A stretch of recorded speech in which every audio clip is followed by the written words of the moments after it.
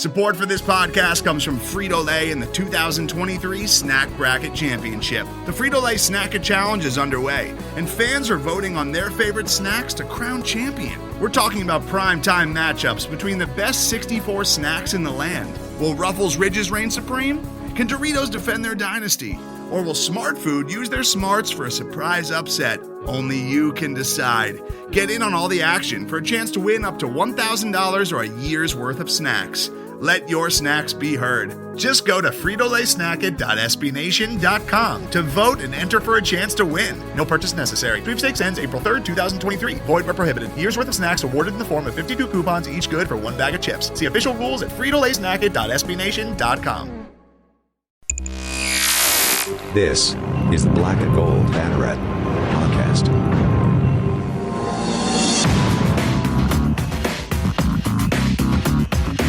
Now, here are your hosts, Jeff Sharon, Eric Lopez, and Brian Murphy. Welcome to the Black and Gold Banneret Podcast. Jeff Sharon, Eric Lopez, and Brian Murphy with you here, recording on a Thursday morning.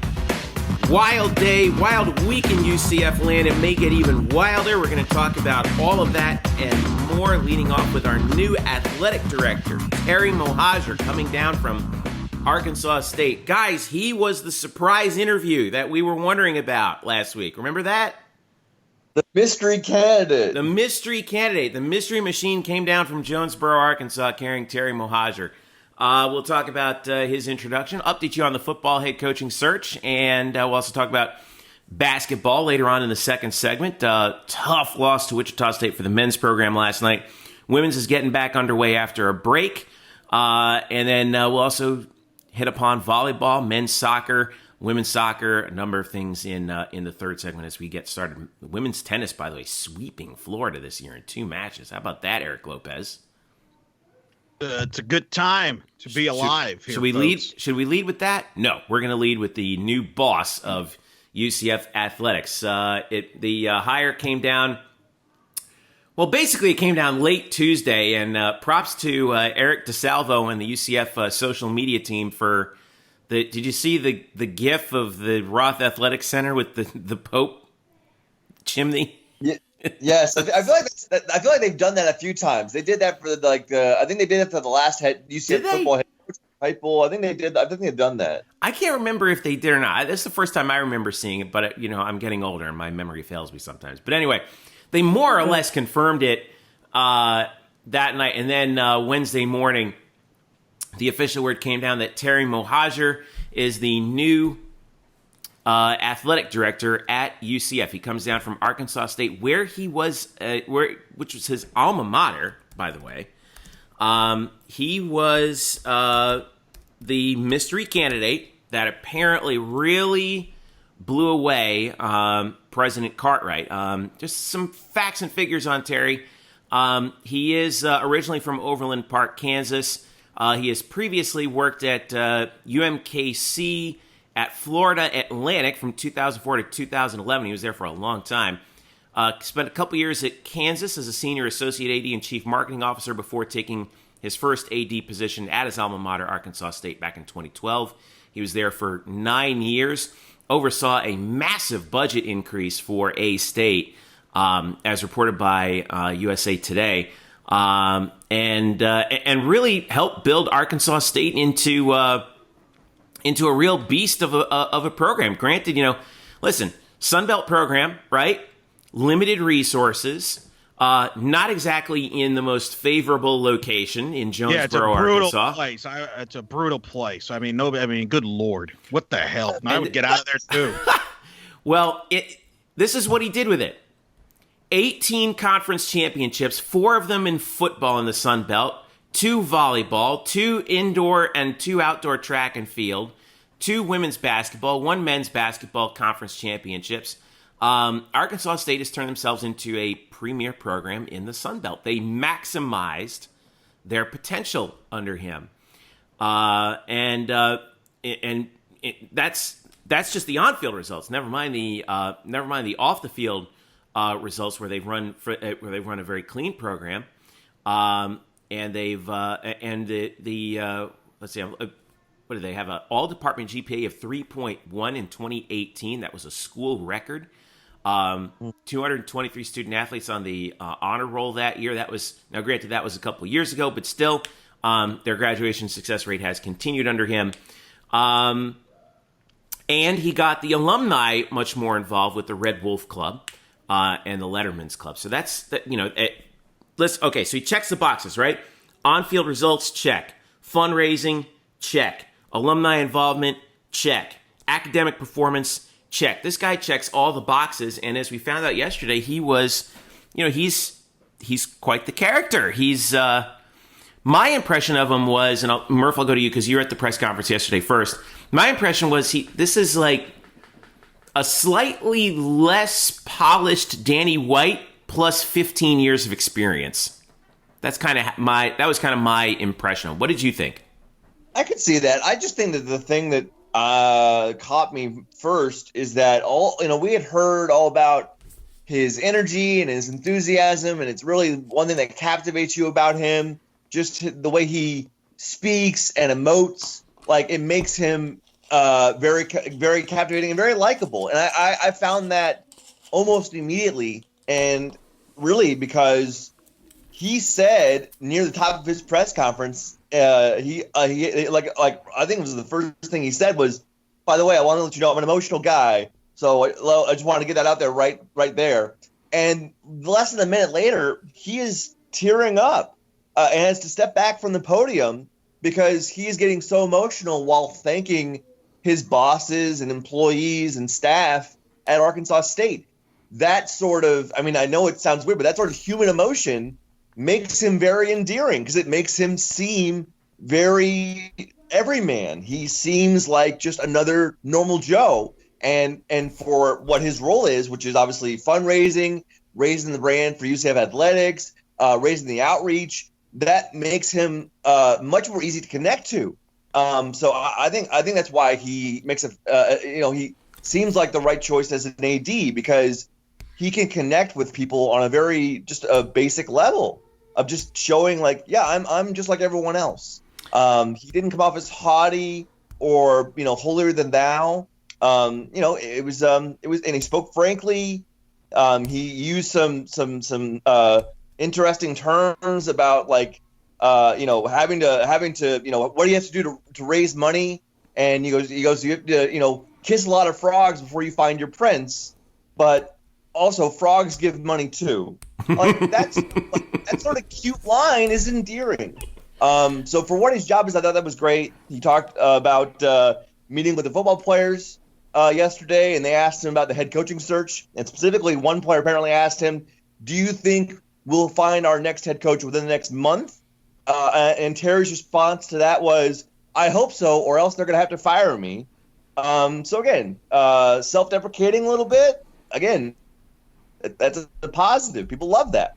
It was a very endearing press conference. He said all the right things. He was enthusiastic, energetic.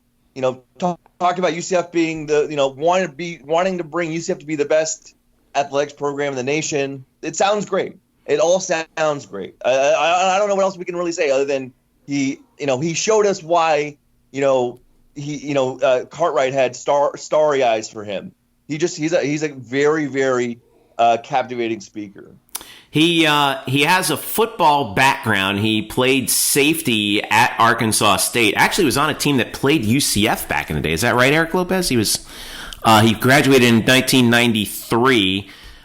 Initially went into coaching. Was an assistant coach at Kansas. Back when Kansas was good in the early mid 90s, and then decided to go into administration. Eric, I was talking with some of my with some folks who I speak to, when it comes to big things like this, and they love this guy. He's well, I'd hope so. That's their boss now. So I get it, but I don't think they're going to say, "Man, we're screwed." No, I didn't. But usually I can kind of detect, like, how it is, like when somebody's like, "Well, we'll see." It didn't. This was universally praised, and the guy's a hustler, man. So, and I don't mean that in a negative connotation. I mean that in like his reputation up at A-State was, he works hard. He's a hustler. He gets the job done. Well, he's genuine. He's genuine. I think Brian kind of alluded to it. He's genuine. It's a lot of authentic deal. No offense to Danny. We all like Danny, but he's a bit of a car salesman, like most ADs are. They have to be. That's part of the job, is to be a car salesman. I grew up in a car dealership, so I know all about it. What? Wait, what? I did. In a car dealership? Yeah, my dad owned a car dealership, so I spent a lot of weekends in car dealerships for many years. So I know how to hustle. Trust me on that.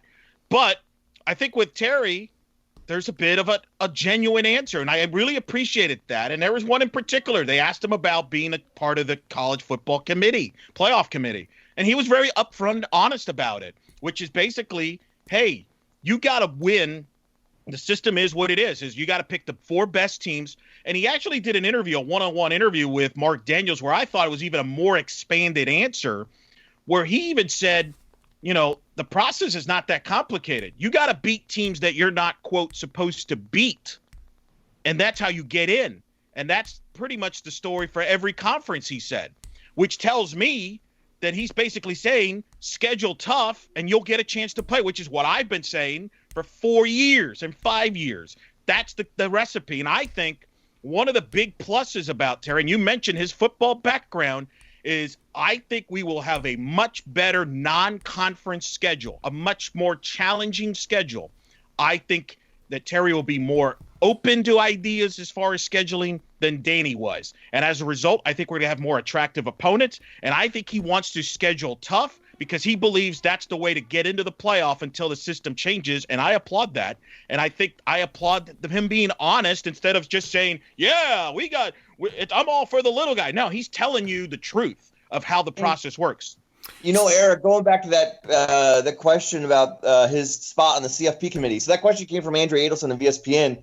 And I was struck by at the end of his answer, when she said, it's not really his decision to make. Here's what his job is. His job is to pick the best 4 teams.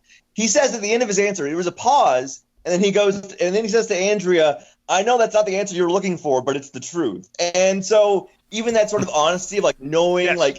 That honesty is again appealing. He said also in the presser that he's not one for AD speak. He wants to be very open and honest and direct. Amen. And I saw that in this. Again, all these sort of attributes, make him very attractive for those people who want to not only play here but also give their money to this program.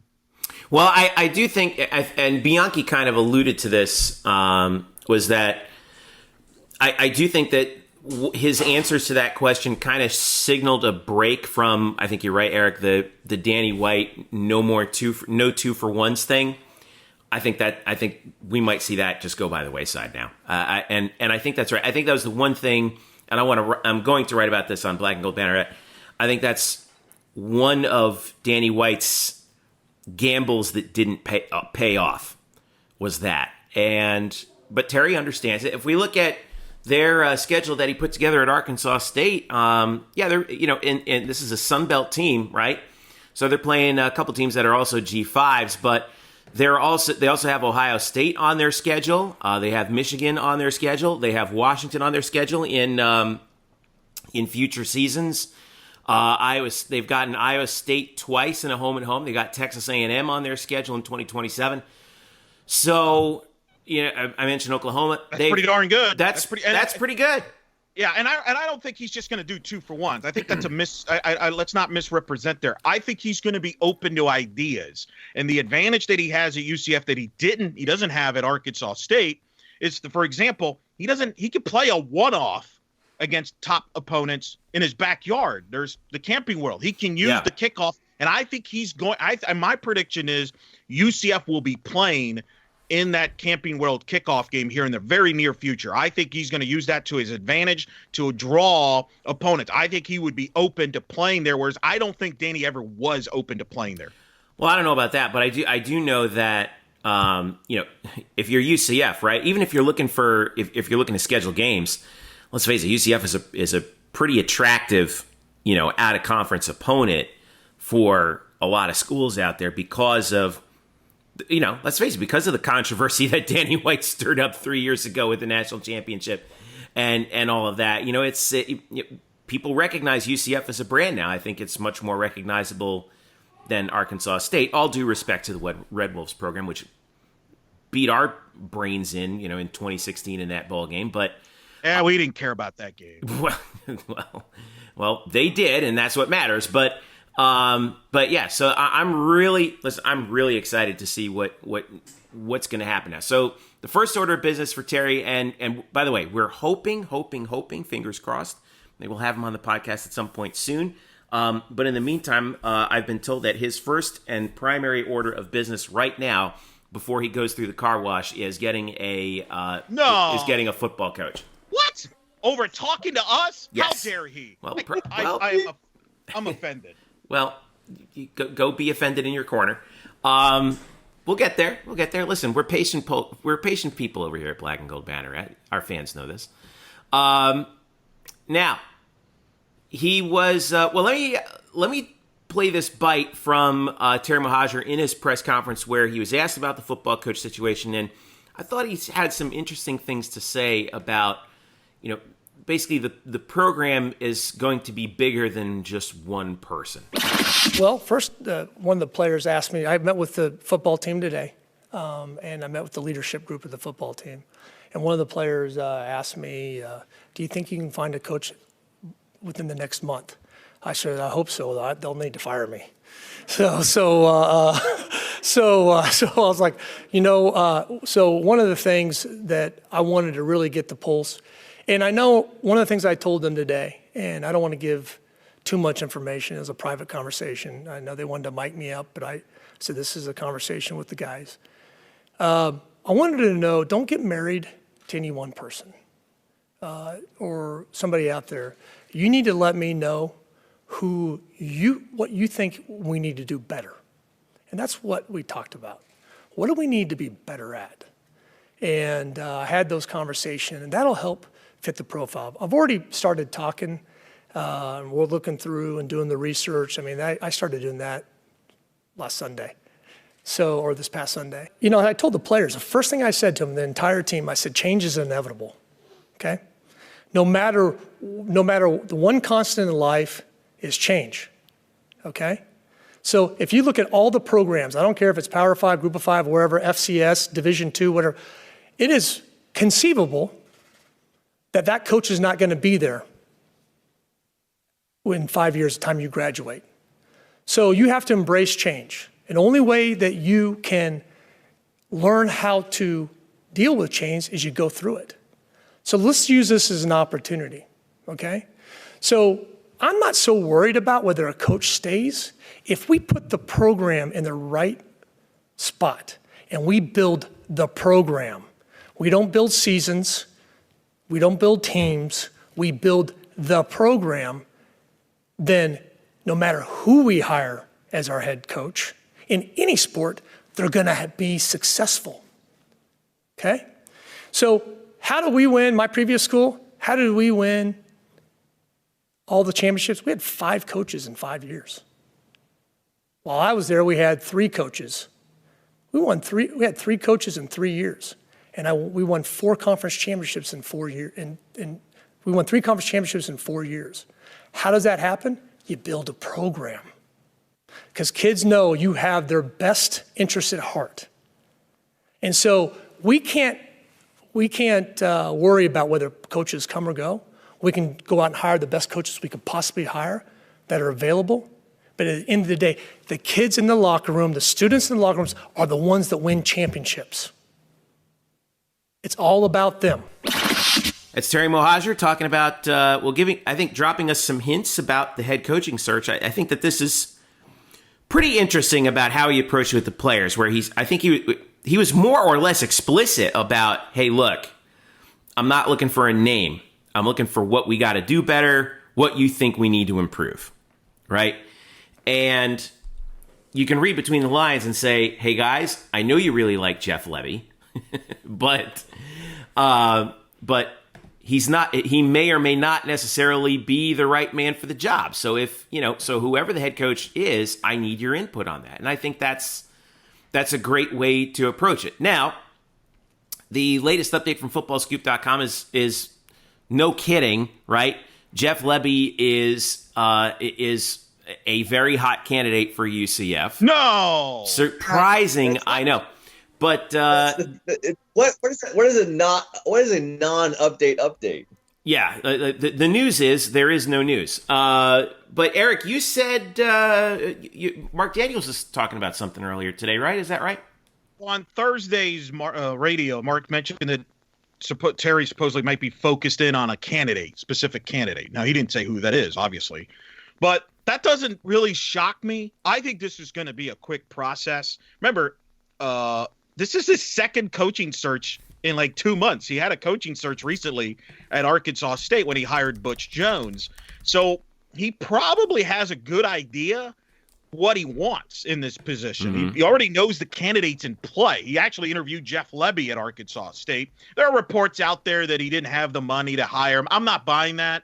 I think that's a very exaggerated deal there. I mean, I think Lebby used that as leverage just to get more money out of Ole Miss. He's now making 1.2. He did interview Rhett Lashley, who's the Miami offensive coordinator, for example. So my point is, a lot of the similar names you're hearing for UCF, he's probably already spoken to when he was doing this process at Arkansas State. So that doesn't surprise me that he has kind of an idea what he's going to do. I think this is going to be a quick process. I think we're going to have a new head football coach within a week. Like by the time we do this podcast next week, we will know who the next head football coach is. I would be stunned if we didn't. Did Lebby interviewed at Arkansas State, didn't he?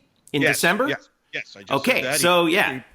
Yeah. So, we'll see. I mean, obviously that's a name that's the obvious name that's going to get brought up. I'm sure everybody in Jeff Lebby's camp has told everybody except us three he's interested in the job. It's the worst secret in the planet. The question is going to be, is he the right guy for this job or not? We will see. I have more questions about him than others do. I don't drink the Kool-Aid that others do. I actually expand the horizons and actually want the best person for this job. I don't get sucked into what players want or fans want. Well, I thought what was funny is that the first no shade there, huh? Anyway, I'm sorry, Brian, go ahead. The first question that he took from the media on Wednesday was about the football head coaching search. And so he was really reluctant to give specifics about who he might be looking at or the type of coach.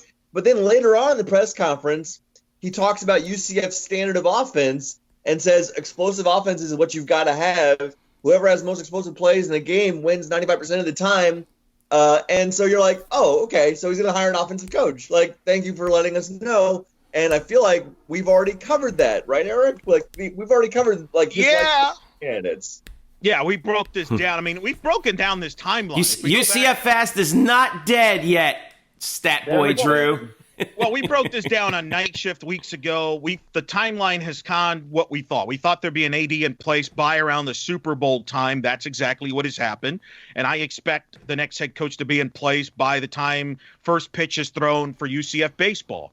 So I think we're fine from a timeline. And yeah, you look at the track record. We've written about this right now in Black Gold Banneret. He's an offensive guy. That's who he hired at Arkansas State. He hired, for example, Brian Hartson to replace Gus Malzahn. That's a name to keep in mind. Yeah. To take over at Arkansas State. He hired, Blake Anderson, who's probably kicking himself right now. If you're Anderson, you're thinking, man, if I would have just stuck around for a couple extra months, I might have a shot at this UCF head coaching job instead of going to frickin' Logan, Utah. Heck, he's already got UCF coaches he could bring with him from Logan, Utah. So, bummer for him. But I think it's one of those deals where I think it's going to be an offensive guy. I think the question is going to be which offensive guy, because he's got some options there. I think this is a short list.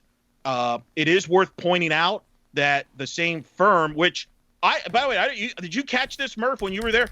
He thanked the firm and he mentioned him by name, which tells me that the firm was the one that found him. This was not, hey, Cartwright knew this guy. I'm going to call him. I'm going to call my buddy and let's try to see if we want to reunite or whatever. No. I think the firm said, hey, reached out to him. So credit to the firm. That's why, and I think we've said this in previous podcasts, you have to do a search because you never know who's interested. And I think one of the reasons why Terry's name never came up is I don't know if people probably didn't assume that he would leave his alma mater. So credit to the firm. This is how the process works. Well, when you're spending thousands of dollars to employ said firm to do search, you better use it. Yes. Also, I want to thank the firm, Tom Cruise, Gene Hackman, Gene Triplehorn, the whole.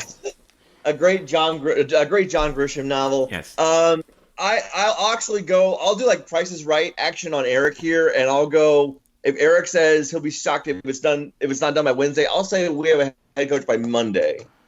I agree with that. All right, I'll go further Price is Right action. I think we'll probably have an idea of who it is by the time we're done recording this show, and then we're going to have to go all the way back and do this whole thing again. Standard Black and Gold Banneret procedure. Yep, exactly.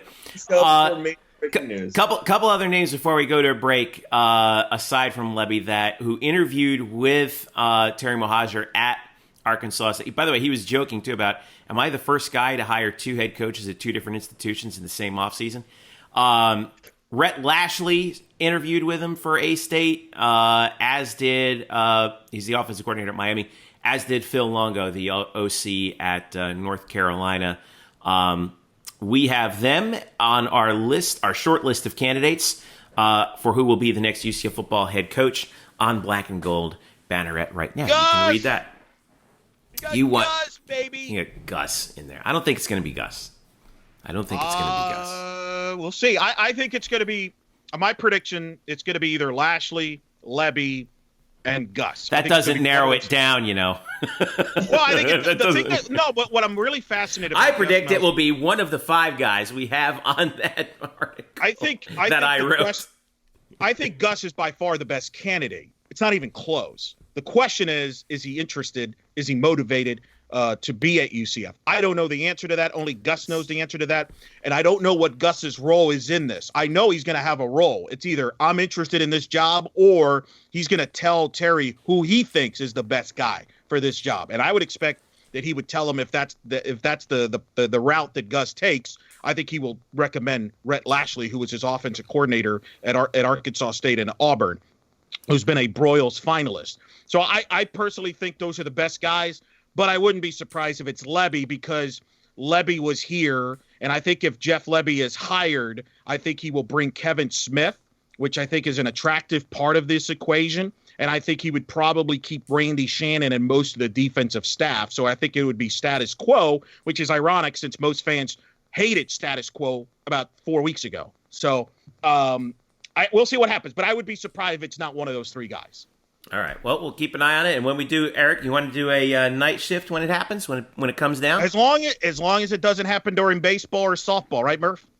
I mean, we have priorities. Like, sleep. That's something that we can do. Well, I do have Australian Open tennis, so that's not a priority. Anyway, all right, let's take a quick break. When we get back, we'll talk some basketball and update you on volleyball off to a very good start. And who did women's tennis sweep this week? Huge opponent. We'll let you know when we return. It's the Black and Gold Banneret Podcast. Don't go away. Today's episode is brought to you by Cars.com. With over 2 million vehicles and 50,000 more added every day, Cars.com will match you with the perfect car for you, your budget, your life, your style. And if you're ready to say goodbye to your current car, Cars.com will get you an instant offer to cash it in. Just start by entering your license plate and get matched with a local dealer who will write you the check.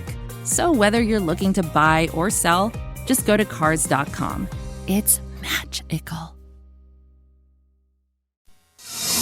We're back. Jeff, Eric, and Brian with you. Follow us at UCF_Banneret, Facebook.com/Black and Gold Banneret, and of course, blackandgoldbanneret.com, where if you were following along with us live last night, you would have seen the instant reaction to UCF men's basketball's difficult loss to Wichita State. Now, mind you, this is UCF's first home game back after that 4-game and 8-day road trip, so they're still pretty tired. And a game that, it looked like Wichita State was grabbing control in the second half. It was pretty tight throughout. I thought it was a really good game. Wichita led by 6 at the half. UCF came back in the second half and had a shot in the final seconds. It looked like all was lost, Brian Murphy, but then in quick succession, Darius Perry kind of took over in that last minute. Had an and one, down 4, got an and one with under 10 seconds left. And this is after Altariq Gilbert hit a 3 that sucked all the air out of the building. Then, after a couple of fouls that UCF had to give, because they only committed, I think, 4 fouls at that point in the entire second half, Perry forces a turnover on the inbounds that they reviewed and gave the ball to UCF. Then he got the ball with 7 seconds left, took it to the hole, pulled up for a fadeaway 15-footer that was just off the back iron, and that was the end result. 61-60 was the final. It was a heartbreaker. And Darius Perry last night was sublime. 10 of 19 from the field, 27 points, 4 rebounds, 5 of 10 from 3-point range. But he needed one more, and it just wasn't there for him. This was a tough one to swallow because it really did feel like UCF had Wichita. They just needed to start making some shots, and then they did. And then when Darius had that look, I was like, wow, we're gonna get, we're getting a shot at this, and it was just off. But what a game by him! It's too bad. No, absolutely, and really, his last couple games has been a fantastic score for them. I believe he's 10 for 18 from 3 in his last 2 games against Tulsa and Wichita State. UCF, I mean, a couple extra, a bounce here, a bounce there. UCF could be 2-0 against Wichita State this year. We talked last week about how they blew leads at Wichita State 10 days ago, late in that bowl game. And this one, it was a much tighter game, back and forth, some lead changes late, but no one led by more than 4 points for the last 12 minutes of the game. And it does come down to Darius Perry getting that look, driving left, getting to about the free throw line, maybe 15 feet, getting a step back to create space, getting a shot up, really a shot that wasn't as difficult as the fall away he had hit from the elbow a few minutes earlier. And it just goes a little left and bounces out. And as it falls to the floor, so did Darius. And you could see him past half court. He just sort of balls up at half court with his head against the floor in anguish. And it is too bad. Right now this team, I still think, has shown that it's back on the upswing. I know the results haven't always been there. Certainly the loss against Wichita State, it's not great. It's not what you want. And even the second loss against Memphis, it was a double-digit score, but that was a close game which UCF couldn't make a three-pointer to save their lives, even though they shot 23 of them. I think this team has played much better in the last couple of weeks, and I'm encouraged from what I've seen from them as far as passing the ball, making better decisions. Don't forget, in the first Wichita State meeting, UCF turned it over 23 times. They turned it over 12 times last night. They committed only 22 turnovers in the last 2 games. That was their bugaboo on that entire road trip. So if they take care of the ball like they have been, they've shot the ball well, they've made smart decisions. They're still defending very well. They've given up only 61 and 58 points last 2 games. I think this team is doing a lot of good things. It's just sometimes the results aren't there right now. I do share your sentiment that it feels like they're starting to build that momentum and that they're figuring out who they are. We saw it in the Tulsa game. First win for UCF men's basketball at Tulsa, 7-point victory, 65-58 last Saturday. And, you mentioned how good Darius was, 18 on 6 of 10. And they kept the turnover numbers down, which is good. But it feels like one of the other things that they've done in those last 2 games is they figured out a big man situation. Jameel Reynolds has worked his way back into the starting lineup. And even though he didn't play that many minutes against Tulsa, he got into a little bit of foul trouble. But also, Avery Diggs has worked his way back into the lineup. And we saw him play in spots back and forth with Jameel. And how big has that been that that Johnny's just said, look, we're gonna run some big lineups out there with these 2 guys. Is it the same as running Taco out there? No, but at least it gives the opponent something else to look at, right? At this point, they have to play Avery because they literally have no other option. So I forgot to mention it on the show last week. People probably saw it. That I think it was actually during one of the Memphis games. It was put on Twitter that Ibrahim Famuke Doumbia, the rangy 6'7" forward, is in the transfer portal. He's going to transfer out. We talked to Johnny about that last week, and Johnny gave his blessing on Ibrahim moving on. Talked about how Ibrahim did graduate, and so he's very happy about that. He's been in this program for a few years, so but without him, you have to put it on their big. And Avery Diggs is somebody who was sort of like, really, he looked like another walk-on. They had stopped playing him. He was just not playable. He was at all. Persona non grata for basically the first half of the season. Definitely, but now they have to because UCF is running so short on bodies. They're playing a 9-man. They're basically playing a 9-man rotation. They only have 9 guys on scholarship. They have to play them. So he's getting out there. He has played well. He definitely played pretty well against Tulsa. Didn't make as much of an impact against Wichita State. But I will say a lot of that was because of the defense that Wichita State did in that game on Wednesday night. Much better in switching. They really focused on Jamil Reynolds. He got in foul trouble again on Wednesday night, but really good job with him on switching in the paint, keeping UCF on the perimeter. I believe in the first meeting against Wichita, UCF had 46 paint points, and in this game they only had 16. I think that was something that Wichita State knew they had to do better, and they did. Again, in a 1-point game, it's a gigantic reason why the result was what it was. But yeah, UCF is playing more Avery Diggs because they have to. They can't wear out CJ Walker and Jamil Reynolds 30 minutes a night. They have to find minutes from somebody. And to his credit, I think he has been serviceable. I wanted to also heap some praise on CJ Walker because even though the scoring is kind of there and only fits and starts, gosh, that kid can rebound. It's unbelievable watching. He's the most fun player I've seen rebounding, like in basketball, because rebounding is not fun to watch, but he's the most fun rebounder I've seen since Dennis Rodman. I mean, I know, but just bear with me here. Like, Dennis Rodman was what can you say about him? He was a spectacular rebounder. But rebounding's kind of, down and dirty. It's not all that spectacular. CJ Walker can outleap anybody on the basketball floor. And you see him get to some 50-50 balls that are just like, how does that dude get up and get the ball? It is really something. So the rebounding is there. The defense is there for him. I think he's been so good on defense. When the offense comes around, and it will come around, I really do believe that if they get, when we head toward next year, he's going to be even more of an offensive threat. Boy, that's going to be fun to watch. Now that brings me to my next question, Mert, because we were thinking about this last night. You got a guy like Darius Perry, who is a senior. All right. Now, a lot of guys have this is basically a free year of eligibility, so they can come back if they want. But UCF's roster right now, in terms of seniors, all right, you have Darius, you have Avery Diggs, who's a senior, you have Brandon Mahan.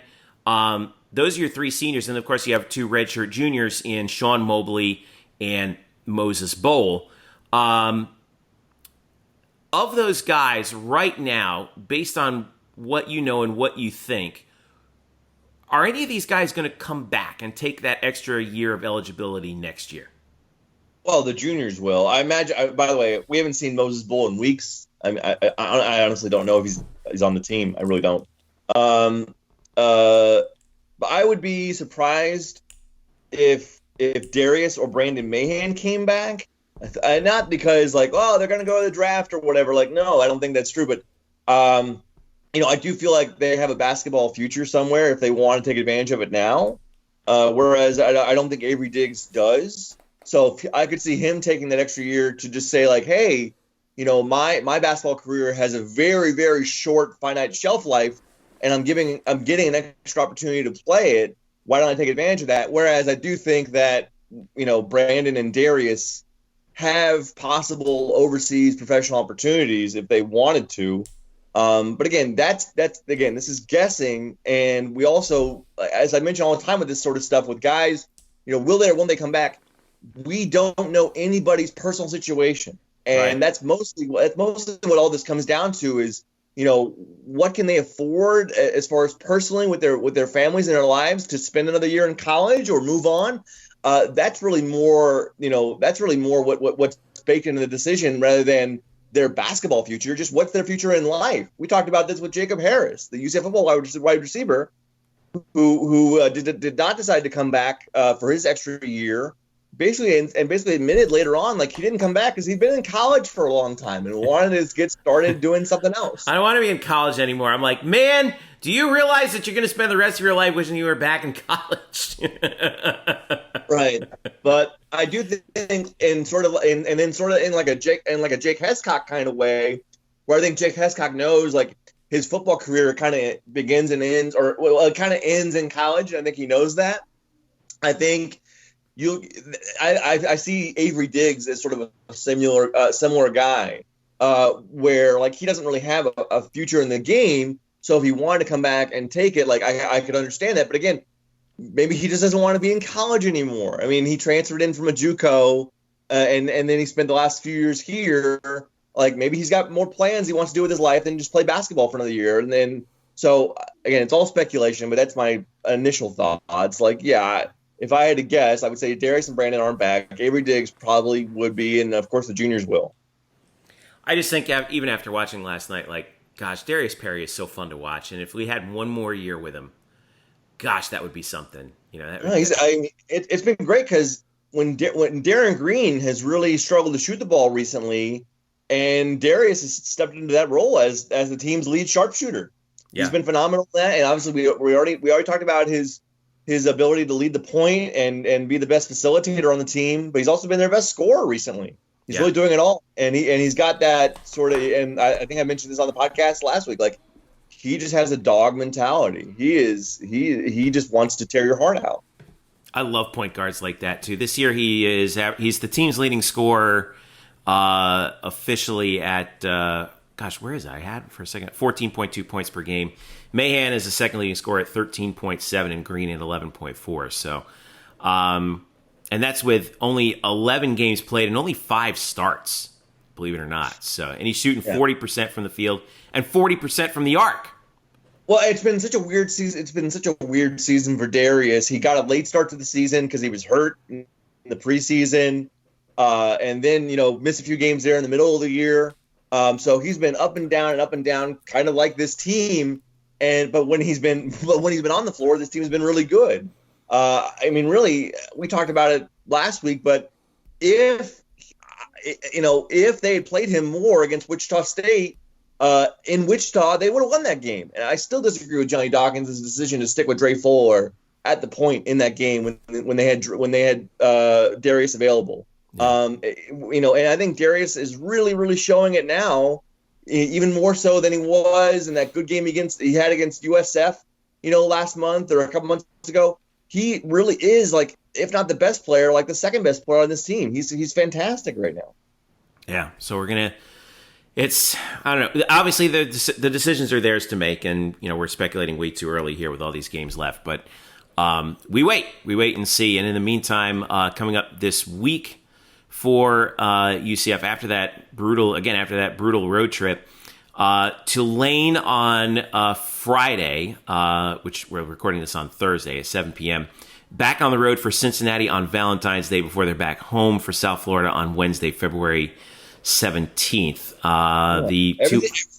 Everything is really bunched together. Like, you talk about, like, well, they're tired. Well, they better not be, because they got 2 more games in the next 72 hours. Yeah, so it's so it's like 2 days in a game, 2 days in a game, 3 days in a game, 3 days. Here are the breaks: 3 days, 4 days, 3 days, 2 days. It's a rough stretch.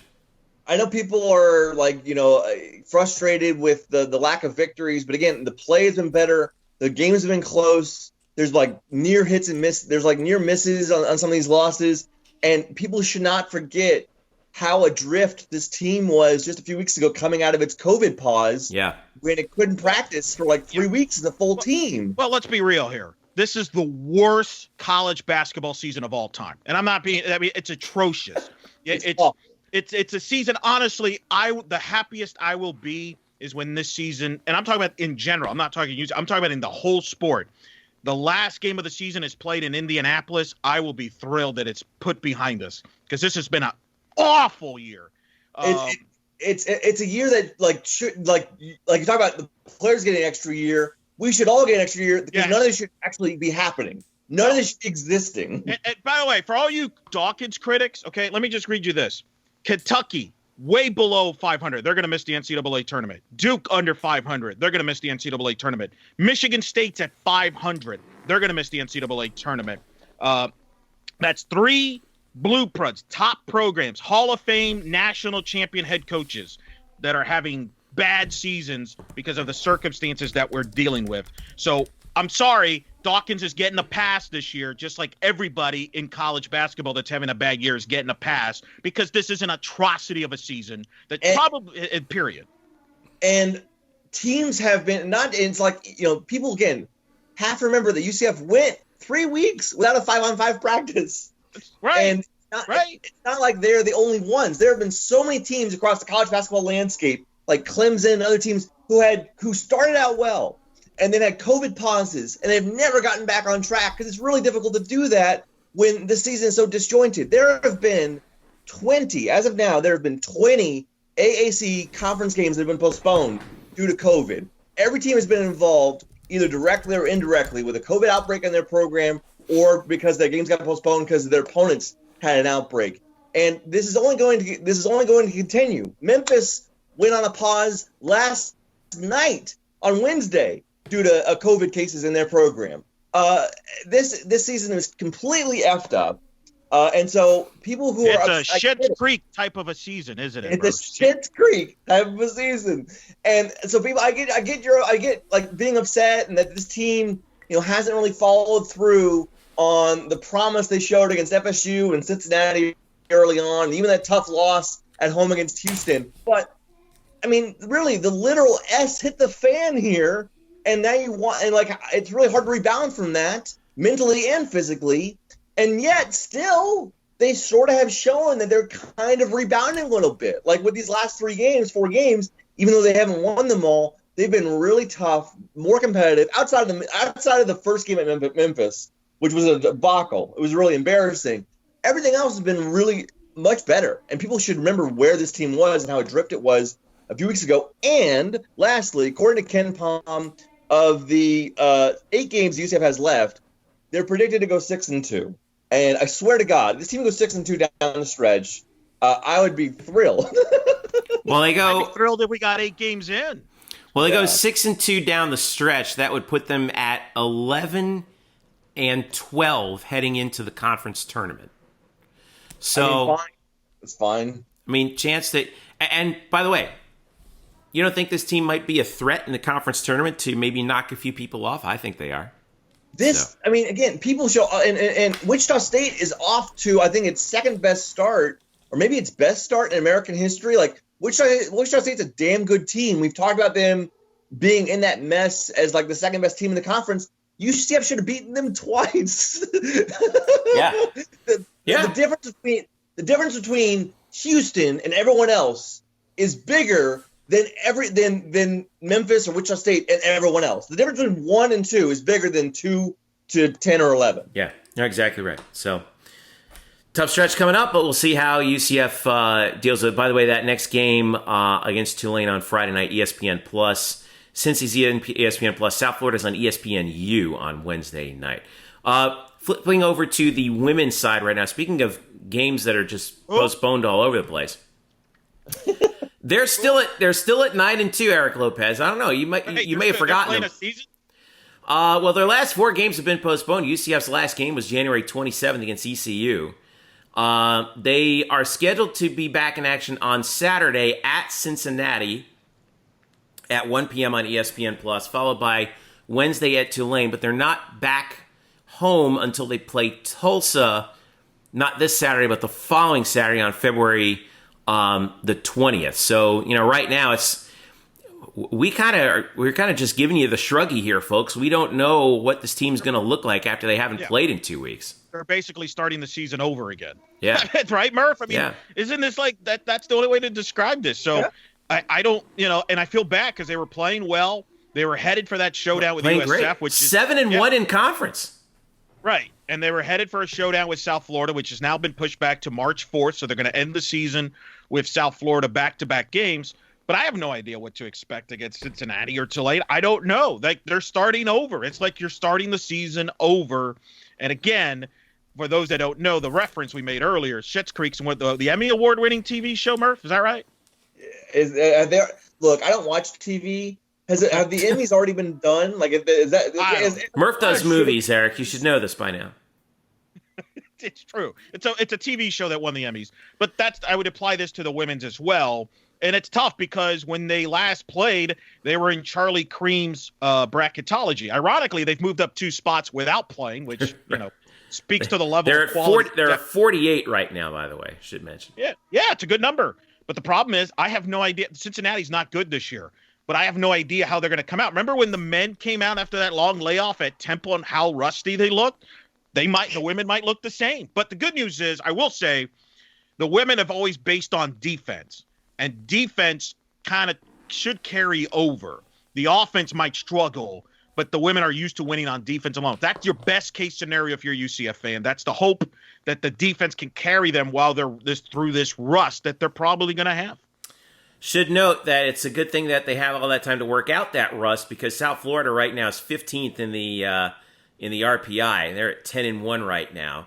But again, like we said, because of the quirkiness of the schedule, they get them back to back to end the season. Which, if UCF is able to, keep things together, and so is South Florida. Boy, that is as big a 2-game stretch in the regular season for UCF women's basketball as I can remember. Is that right, Eric? I mean, can you remember a bigger? If we can get to that point. Yeah. If we can get to that point. Fingers crossed. We know. We'll see.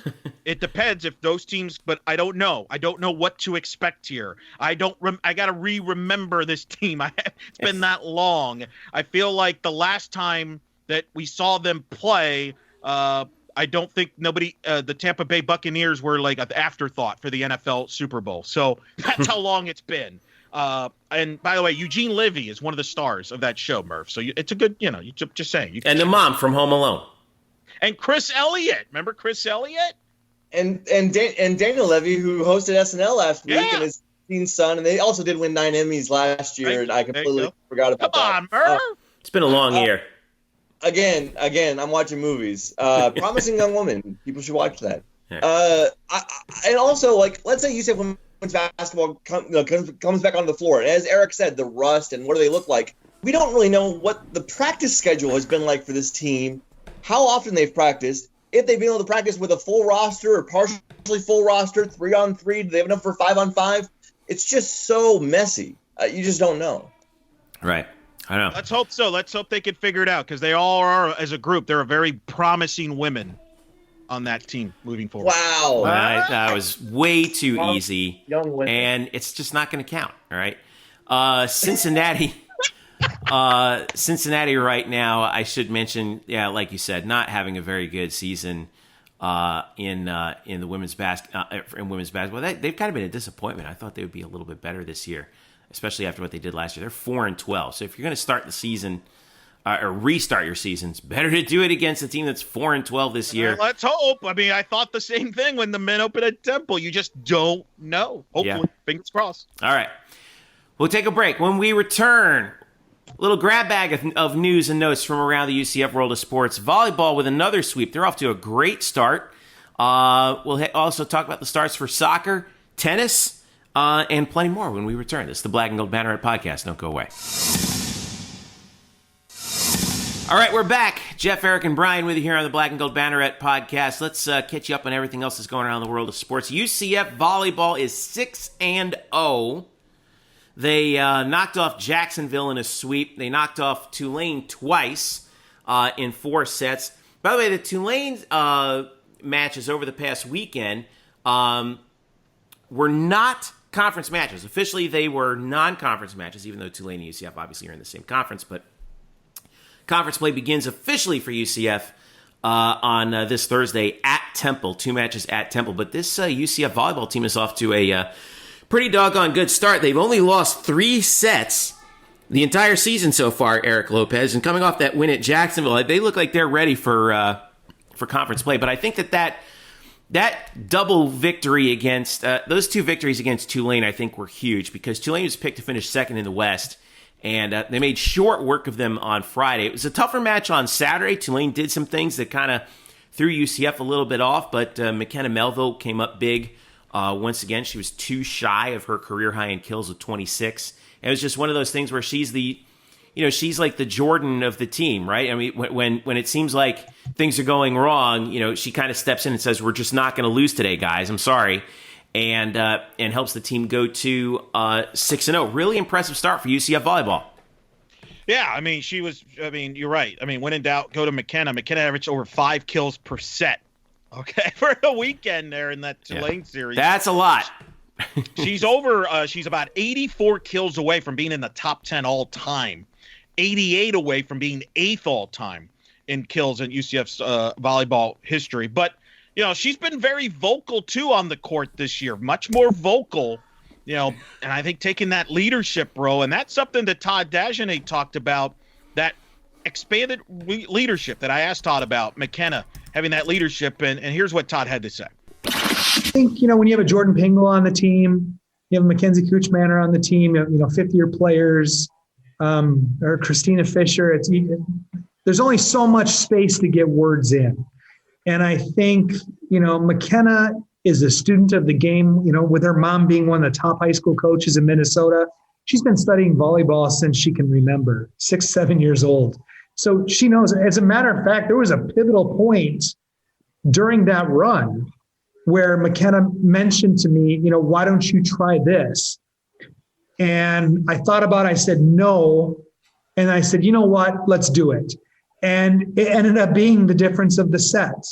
She made that call. It's like having a coach on the field or on the floor saying, I think this will work if we do this. And, I let her make the call.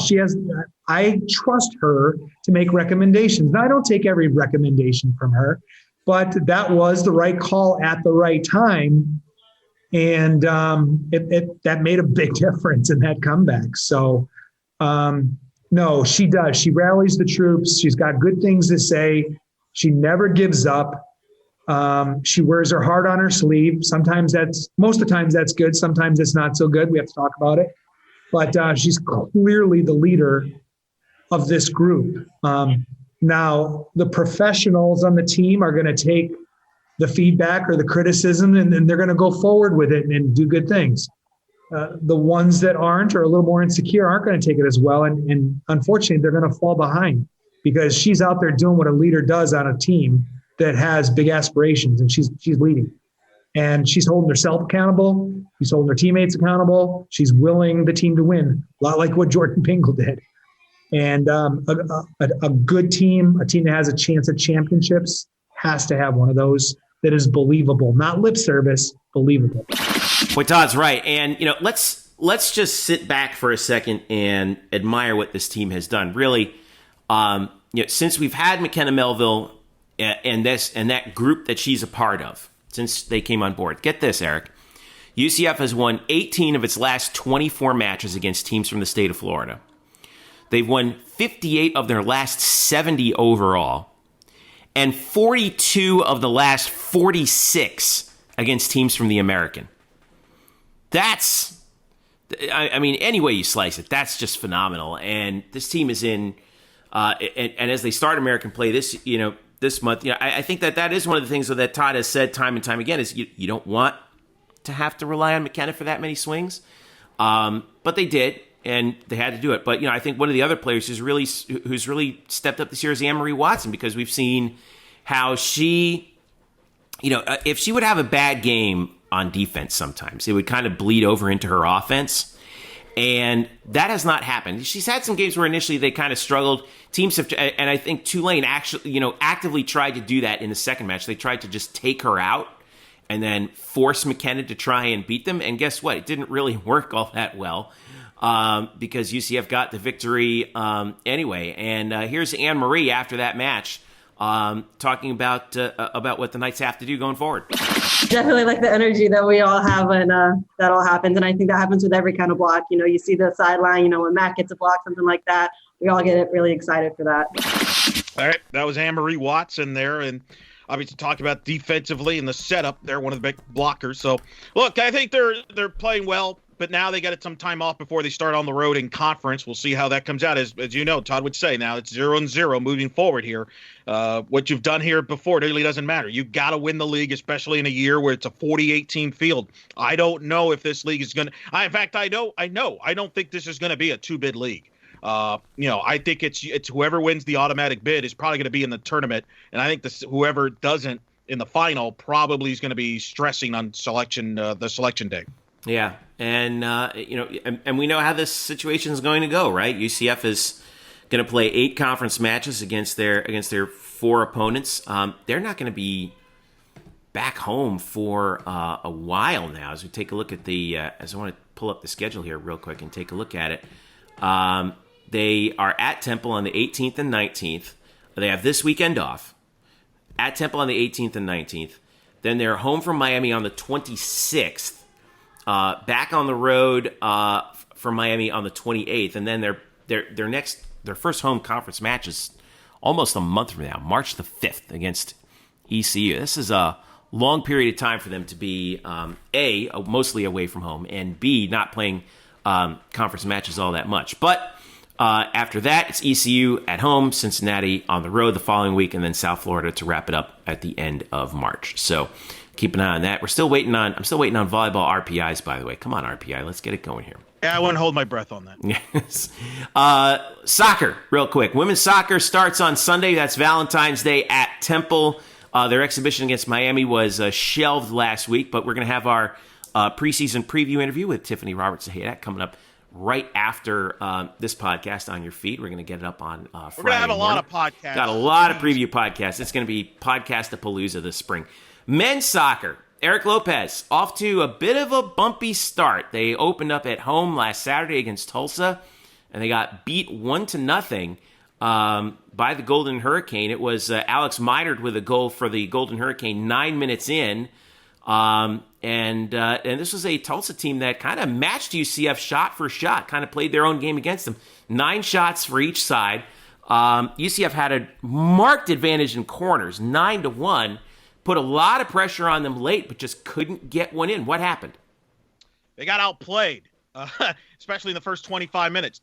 Tulsa came prepared to play, attacked them, and UCF was playing on their heels. And Scott Calabrese told me that afterwards. He wasn't pleased with the way his team came out, and that Tulsa was way more prepared at the beginning. Yeah, I think that's pretty clear that Tulsa came ready.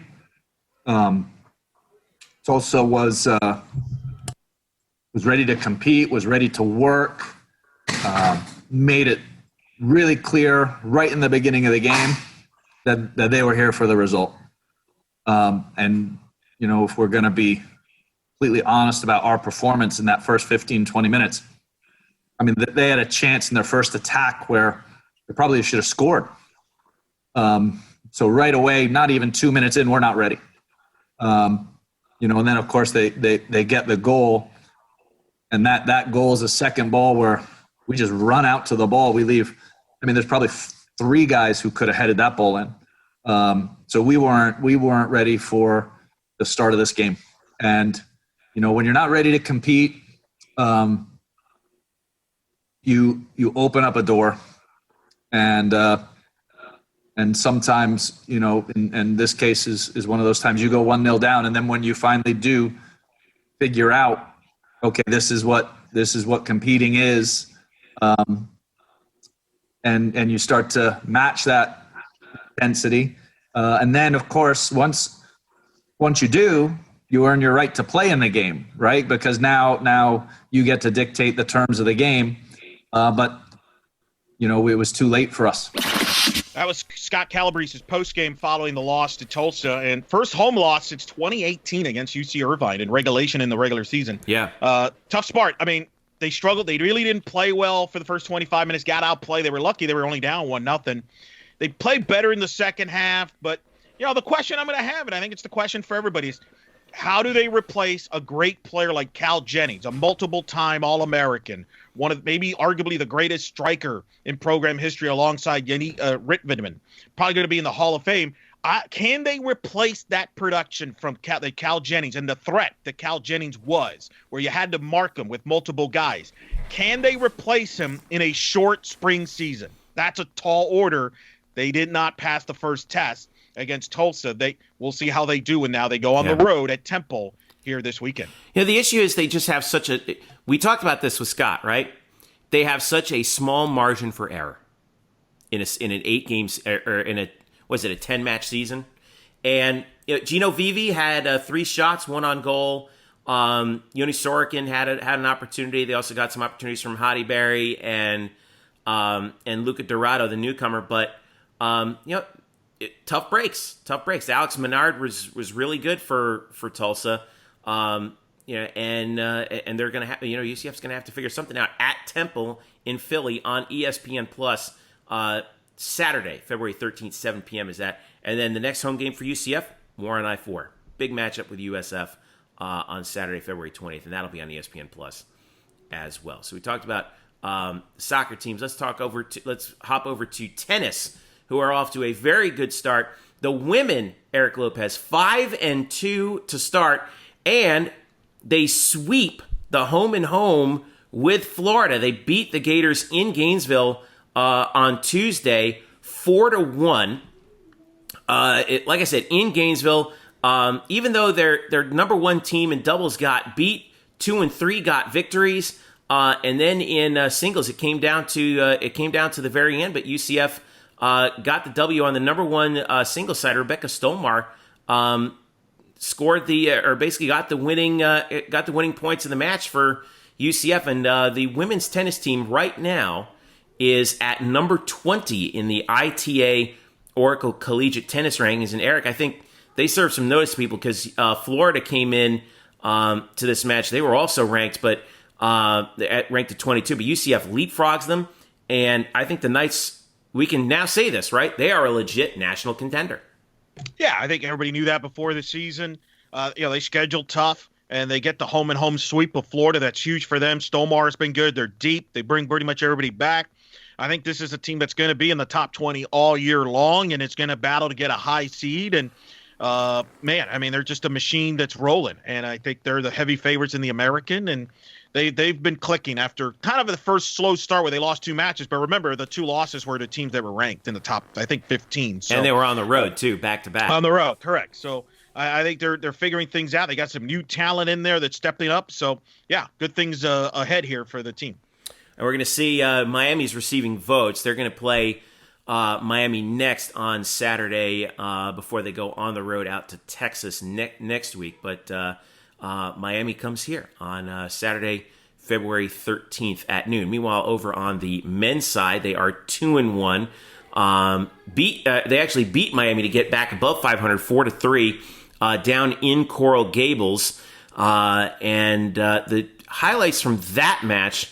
UCF again did get the doubles point. Gabriel DeCamps and Trey Hildebrand led the way with their win at the number 1 spot, and then UCF got the clincher from Mikhail Sokolovsky, who beat Oren Vassar on the number 6 court to take the W. That was in 3 sets. 3 of the matches went to 3 sets, and it was 4, 5, and 6. And even though Miami won 2 of them, Sokolovsky getting that last victory was the clincher for UCF, who's now 2-1, and in the rankings are at number 18 now. 18 and rolling. They beat Miami. By the way, they literally just added this week the number 12 ranked Georgia Bulldogs. They're going to be in Athens this Saturday. Oh, they added? Okay. Yeah, they've added Georgia to the schedule. John Roddick, man, making moves. He's like, we'll just add the 12th ranked team on the road. I don't care. Let's play. Yeah, in Athens on Saturday, February 13th, at a gorgeous facility, Lindsey Hopkins Indoor Tennis Facility. Yeah. I have been there many times. Great place to play. So that'll be a big test for them, but they're playing well. After that win against Miami, they blew out South Florida in that huge war on I-4. That's huge from a conference standpoint. Look, the Camps is a guy that I think has a chance to play at the next level singles-wise in the ATP Tour. I would not be surprised if we see him few years from now in the Australian Open at like 3 a.m. So I think he's that good. And I think this team is going to get good. But, man, John just likes to schedule tough, man. So I don't know if they're going to ever have, like, that pretty win-loss record because they're going to play one of the toughest schedules in the country. I'm very interested to see how they match up with Georgia here on Saturday. Well, it still stands, though, that after that trip to Georgia, basically a bus ride up and a bus ride back, they only have one road trip outside of the state of Florida after that. And that's that middle of the season SMU Oklahoma State trip. So, yeah, like you said, still a tough schedule for UCF. But odds, what are your odds right now? Which team has the best chance to win a national title, women's or men's? Wow. I will say the women, just because they've gone deeper in postseason. They have the experience. They were in the Sweet 16 2 years ago, whereas the men, I think, are still looking for their first NCAA tournament win in the Roddick era. They've been there a couple times, got screwed 2 years ago. They should have won that first round, got screwed on a controversial call. But I would give the slight edge to the women for this year just because they have that experience of making that run to the Sweet 16. All right, so we'll keep an eye on them going forward. And Eric, this weekend, softball is here. Murph, bat, ball, glove. Huh? The three magical words right there, folks. Softball begins its 20th season this weekend in Fort Myers against Florida Gulf Coast. We've got a special Black and Gold Banneret softball preview show. We'll have Cindy Ball Malone on the show. We got Aaliyah White and Jasmine Esparza from Softball Media Availability. Over an hour, baby, of softball talk. We'll get you set, Murph. I dare you, Murph. Next week, can you give me an hour of baseball talk? An hour. Hopefully not, Eric. The soft. Let me ask you this though: they're starting the season in Fort Myers. When was the last time we started on the road with a series that wasn't a tournament? Wow, wasn't it? Yeah, but part of the have I stumped softball Woj? Well, it's been a while. I mean, whoa. It's been a while, and the reason is because with COVID, there's been a lot of changes to the schedule. We get into that with Coach Ball Malone in the interview I had with her, but honestly, you're better off not playing in tournaments right now because you're likely to have a team that opts out and things like that. This team was supposed to play at the Marquee Tournament in Clearwater for ESPN to start the season. Obviously, that got scrapped, so they had to do some juggling on the scheduling, but she did more than fine on that. Florida Gulf Coast is very good. Good dynamic offense, a team that's going to compete for the ASUN championship. So a lot of double headers. I think you're going to see a lot of that in softball as you adapt to the schedule because you're going to adjust from time to time with weather and COVID and things like that. So you're going to see a lot of double headers. The good news is this team is pretty deep, pitching-wise and offensively. They're very strong. The thing is, they got a target in their back now. They're top 25 in every poll. Second time in program history that they start the year in the top 25. How do they handle those expectations now after kind of, quote unquote, sneaking up on people in 2020? Can they continue that momentum that they had in 2020? Time will tell. But it's an exciting team, and to start out at Florida Gulf Coast. But yeah, that's going to be the norm here. You're not going to see tournaments with UCF involved because, again, it's a lot easier to schedule one team than try to put a tournament together with protocols in place. Now, this Florida Gulf Coast series, it is 4 games, 2 games each on 2 days, 2 consecutive days, Saturday and Sunday. You can watch those live for free on YouTube. If you go to, if you look up Florida Gulf Coast, they stream their Olympic sports on YouTube, which is pretty cool. So, by the way, the answer was not that hard. It was 2019 was the last time they did not open in a tournament. They hosted Ole Miss on a Thursday. No, but I'm talking about on the road, opening up on the road in a non-tournament situation. I don't think we haven't done that one in a while. I mean, they usually play in tournaments. So you're probably right. I mean, we probably got to go back to the ASUN years. Probably ASUN years when they started on the road. Maybe at playing, but even then, that might have been neutral fields. So you're right. It's a very rare thing, but everything in sports over the last year has been rare and unique, right, Murph? That's right. And for Murph's good measure, baseball starts on the 19th on Friday with 3 against FAU, 1 at home, 2 on the road. Ball glove, Murph. Bat ball glove. So I was on campus for, obviously, the Mohajir press conference on Wednesday, and I was distracted a little bit because the gates to John Giuliano Field were wide open. And you just couldn't help yourself, could you? You could hear the pings coming from inside the park, and I almost snuck a look, but I didn't want to have Greg Lovelady spot me and then get tired of me in February. It's way too early in the year for Greg Lovelady to get sick of me. Yeah, love Coach Love will never get sick of you, Murph. What are you talking about? So, all right. Yeah. 19th for UCF baseball to start up. All right. I'm optimistic, Murph. We're going to get an hour of baseball talk next week. Don't worry. Right. I'm optimistic. I'm telling you. I don't know how, who, or what, but we're going to get an hour talk, buddy. We're going to get an hour. We're going to do our dadgum best. I'll tell you that. It might just be me and you talking for an hour about the. We could just replay the Chad Mottola interview too to make up for that time. Sorry, Eric. Are we gonna put that on the YouTube? We're putting it up video, part of Baseball Week, baby, on our YouTube page. Yeah. Make it. We should the Chad Mottola video thing is like the new we apologize to Matt Damon. We'll get him on the next show. That's our new running gag. All right, so we will have that. Listen, stay with us on Twitter. UCF_Banneret is where you want to be, because once UCF gets a head football coach, we will bring you the news. If you were, and again, we're going to be keeping an eye on that. And when we get that, we will also have a night shift, I would imagine. So we'll send out word about that on our Twitter feed as well. I mean, it's up to you, Jeff. I mean, really, these. I know. Listen. No, I get it, but it's also, we have to have some ability to sleep a little bit, but we'll have that. Make sure you follow us at facebook.com/blackandgoldbanneret and also blackandgoldbanneret.com, where we are SB Nation's home for your UCF Knights. Thanks again to you guys. Thanks again to all of our staff. And thanks, as usual, to everyone who listens. Make sure you leave a rating for us if you subscribe to us, wherever you listen to your podcast. If you don't, please subscribe. And also, if you like what you hear, please tell a friend. And the more UCF fans we have listening to our show, the better, as far as we're concerned. For Eric Lopez and Brian Murphy and all of us here at Black Gold Banneret, I'm Jeff Sharon saying thank you so much for listening, and we will catch you later on next week.